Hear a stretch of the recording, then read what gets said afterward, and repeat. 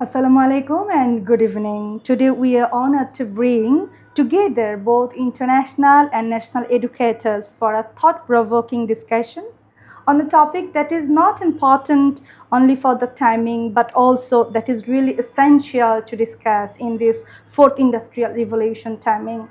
So today we are very honored to get Mr. Andrew Coombe, Managing Director of Oxford Aqua, and we are very honored to get Dr. Abdullah Jaman, Head of Schools for Wheaton International School and Guidance International School. Sir, good evening and Assalamu alaikum. Good evening. Good evening. So what we said, today we are going to talk about a very interesting and very challenging issues that is, like our children, they are facing different problems for the technologies. So as you were working with the Oxford Aqua, how do you think about the using of technology, challenges, and again, integration of the technology with Oxford Aqua curriculum? Well, I think what I would say first of all is that we should not ignore technology. We have to embrace it. Yeah. It's going to create challenges, but it's going to be extremely beneficial as well. And I think so. What's important for learning is that we enable students to use technology and to benefit from it, but for it not to replace learning. That's the danger. Yeah. Today with AI, it's easy to ask a question and have something reproduced. But I think our view would be that you need to use the technology, but you need to recognize what you're doing, and you need to have the skills so that you can identify when it tells you something that doesn't look right. So that's where critical thinking, I think, is particularly important. And you need to have that basic level of knowledge to be able to spot when something doesn't look quite right.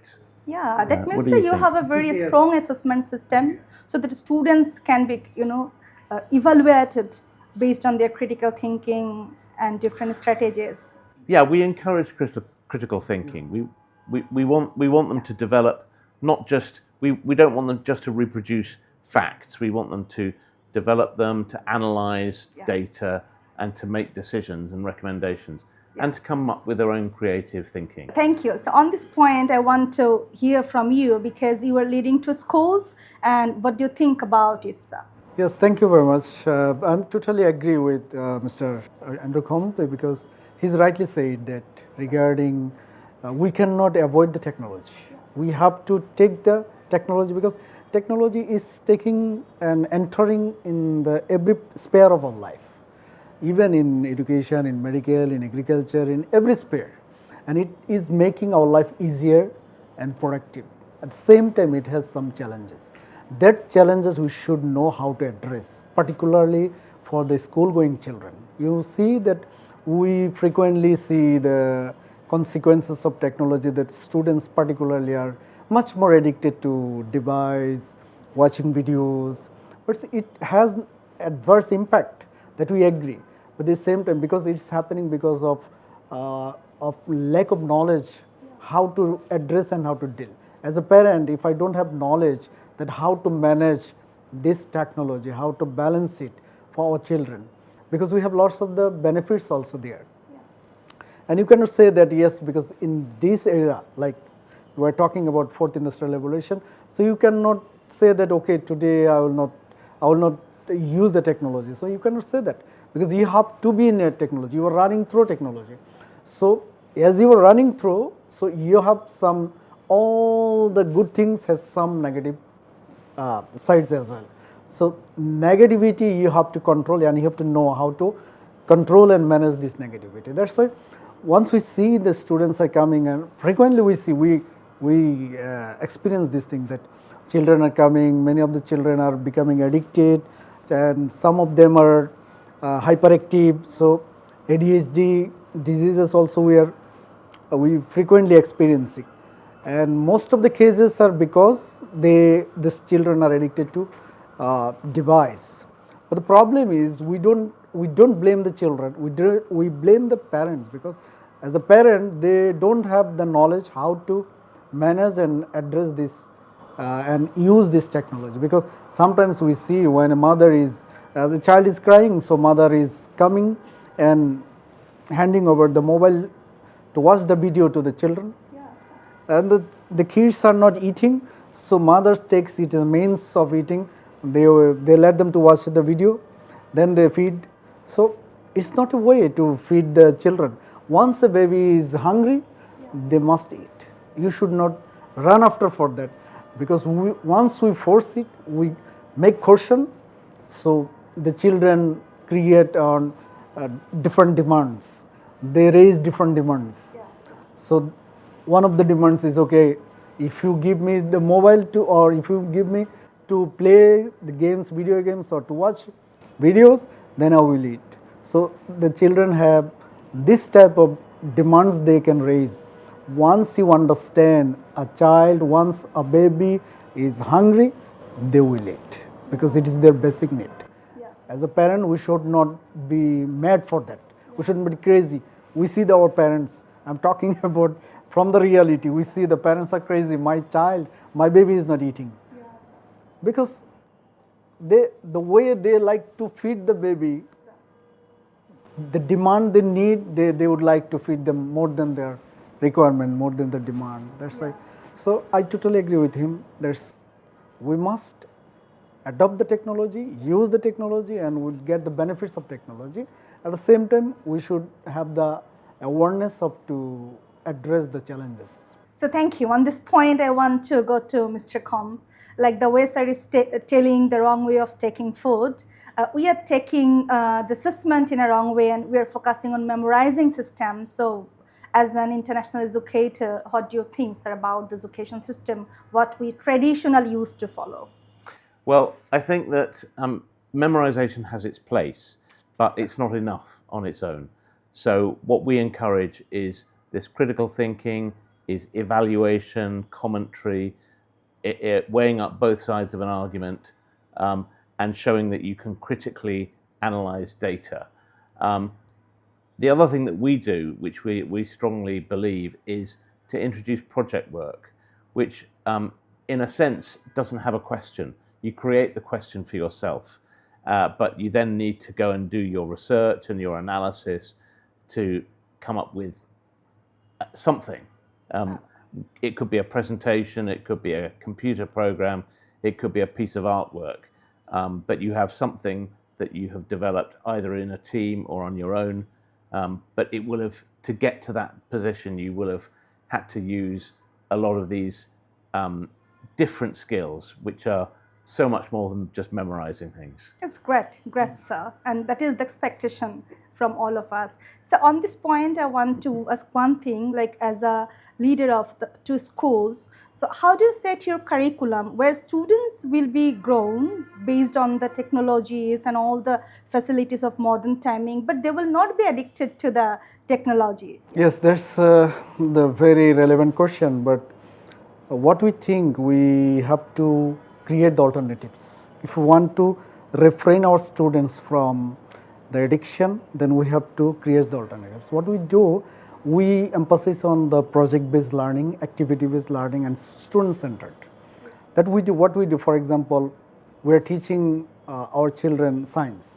So in classroom lesson plan, 45 minutes we teach. Within this 45 minutes, teacher present the activities or the presentation.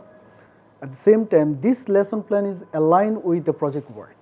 So at home, students go and then they remain busy with preparing the project. The next day, or sometimes we evaluate how many days it takes, maybe 3 or 4 days. Sometimes some projects it takes more days. So teacher assign a project for the students. So students go to home, then they remain busy preparing the project. After coming to school, they are to submit the project. So they remain busy. They don't have the space to explore for the video or the devices. This is the system now we have taken, an initiative we have taken. We have designed our lesson accordingly to make our students busy. Because the space, we don't want to allow them much space. If they have enough space, so they are bound to go for the device addiction. So it's very challenging for us at the moment, because frequently we get this complaint from the parents that my child or my son, my boy is busy, all the way remain with the device. After that, for this new academic session, we are designing all our curriculum. You know that I am giving instruction subject wise. Particularly, I am sitting with every subject teacher and I am instructing them the way they are preparing their lesson plan. The lesson plan is aligned with every lesson is aligned with the project or activity or a presentation or performance or a role playing. So all the way they are busy with their lesson. So I'm sure that will refrain them from the addiction. So on this point, I have one more question, because what you are saying, that's really great, what we're implementing to the students. But sir, again, along with ensuring this academic excellency, you are integrating Islamic curriculum with it. So how you are managing all the things together to ensure the students for this world and thereafter? Yeah, see, the British curriculum is very standard one. So one of the positive thing of the British curriculum is customizable. You can customize and rearrange this curriculum according to your needs, like math, English, science, or math, language, science. These three basic subjects. Then along with these fundamental three subjects, you can add according to your needs. You can include Islamic studies, you can include Hinduism, you can include Bible studies or Christianity. So whatever you need, you are Christian, so you can include. So what we have done, we have taken the fundamental subjects. Along with the fundamental subjects, we have chosen Arabic language and Islamic studies. So through studying the Islamic studies from the Cambridge that we are teaching, so the students at the same time, the values, ethics, morality, principles, all these things are developing here among our students. So it works as it's a means of reshaping the children's good behavior. So once we teach the religion, say their morality, ethics, values become stronger. That's why we are incorporating. Thank you, sir. So what is your suggestion to the principals, to the educators of Bangladesh who are really working so hard to prepare a very shaping future? Well, I think it's really to think about these higher order skills and to work, and we can support on how you embed them in your teaching and learning.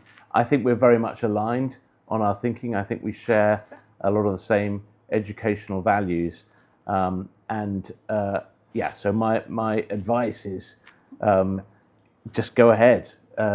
We'll support you. Carry on implementing the curriculum, and we think it will bring success, and we look forward to seeing that success growing. But it's a flexible system, so it can definitely work within your school, and you can adapt it. So once again, I would like to congratulate you for introducing Oxford AQA in Bangladesh. I believe that Bangladeshi people will be benefited from this curriculum and from your initiatives. So our support always will remain for Oxford, and we remain thankful to you and your people. Thank you very much indeed. It's been a great honour and pleasure to come and visit you here in Bangladesh. I will be watching from a distance from back in Oxford to see how things go, and I look forward to hearing your success and coming back to see it in a few years' time. But I congratulate you on being the first school to adopt the Oxford International Programme for Early Years here in Bangladesh. Thank you, sir. Thank you. Well done, and best of luck. Thank you, sir. And sir, the last question to you, what you were saying. You are the principal and who has taken the decision to integrate Oxford Aqua Earliest program at Wheaton International School and Guidance International School. So how do you feel, and why do you take this initiative? Yes, I'm really proud to introduce this program, because this program is highly demanding and very experimented, calculative, and well accepted.